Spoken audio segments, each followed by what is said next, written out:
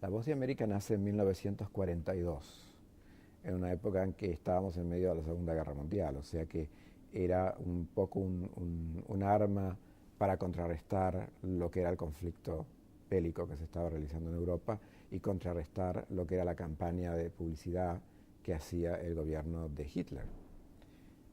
Lleva varias transformaciones. En los 50, 60 y 70, durante el periodo de la Guerra Fría, por supuesto era para presentar, digamos, en un arma política y diplomática de presentar programación con información que contrarrestara la información que venía del bloque soviético. Todo eso ha quedado de lado. La nueva tecnología requiere que para competir en el mundo internacional de información y noticias estés al tanto de las noticias, tengas la información y que produzcas información que es clara, concisa y sobre todo que se pueda verificar.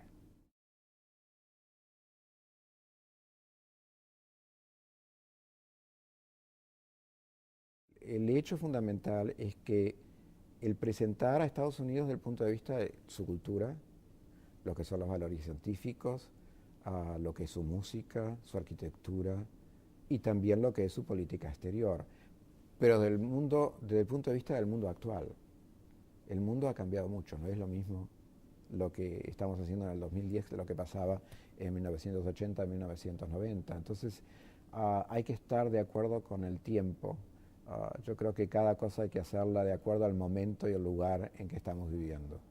Y el lugar y el momento en que estamos viviendo ahora es un mundo en cambio, en constante cambio, pero también con la gente teniendo acceso a la información por muchas formas.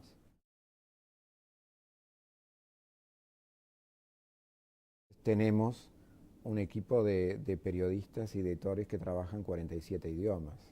Trabajar en La Voz de América es como estar en la Torre de Babel. Tú pasas por los corredores y puedes escuchar gente hablando en suajili, o en vietnamita, o en español, o en francés, o en kinyarwanda, en kirundi. Los idiomas son muy variados, la fonética es completamente distinta, la musicalidad es completamente diferente. Pero también es la responsabilidad, porque fíjate tú que es una institución única. Creo que la BBC probablemente y Radio France Internacional, a nivel internacional o Deutsche Welle, son las que pueden compararse porque tenemos el privilegio y la responsabilidad de brindar la información en idiomas estrictamente regionales.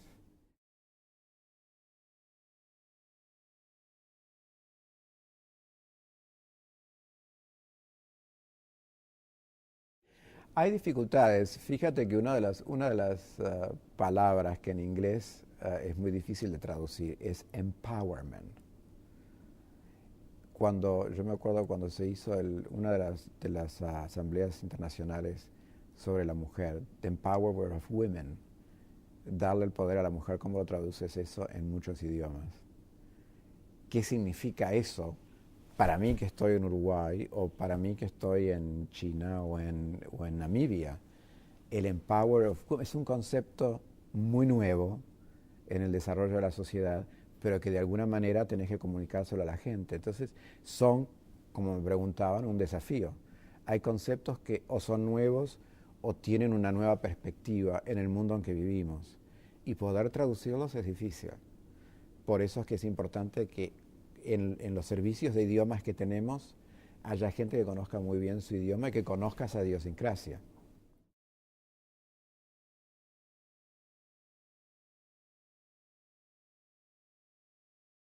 El problema con La Voz de América, como también con la BBC y con los organismos internacionales de radio, es que tú estás separado de tu público. Cuando tú estás transmitiendo desde televisión catalana, tu público está ahí.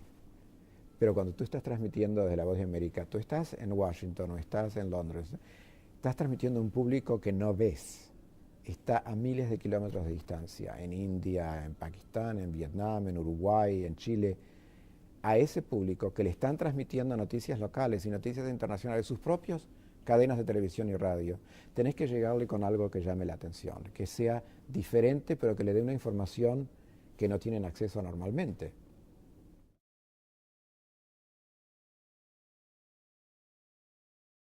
Es importante que nosotros lleguemos a la gente en el idioma natural, entendido que el inglés es un idioma que se habla en todo el mundo, pero no todo el mundo a todos los niveles habla inglés. El idioma importante es el idioma local, el idioma de la región, y para que la gente reciba la información.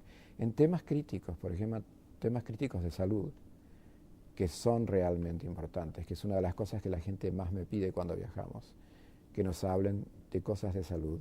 Hay que hacerlo en el idioma local, y el lenguaje, a pesar de que sea en el idioma local o en el inglés, tiene que ser simple, directo y claro para que la gente lo pueda entender.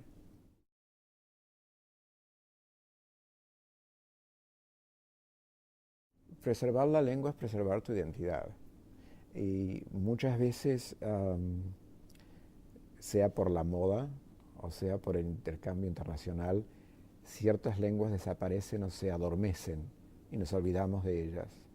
Uh, es muy interesante, por ejemplo, y supongo que esto sucede en casi todos los países que tienen gran desarrollo, hispanos que han llegado a Estados Unidos, los padres mantienen el español. Los hijos, y lo puedo constatar porque me ha pasado con muchos amigos y familiares, y cuando nacen en Estados Unidos, en los primeros años, cuando son muy jóvenes, solamente quieren hablar inglés, por aquello de que se tienen que comunicar con sus compañeros en el secundario o en la escuela primaria. Y a medida que van avanzando en su vida, se dan cuenta que el español es importante y lo tienen que mantener, y vuelven a retomar el español, con acento, pero lo vuelven a retomar. Es como una forma de volver a reencontrarte contigo mismo, a tu identidad. Por eso creo que es muy importante que preservemos la diversidad lingüística, es preservar la diversidad intelectual, pero es preservar la identidad,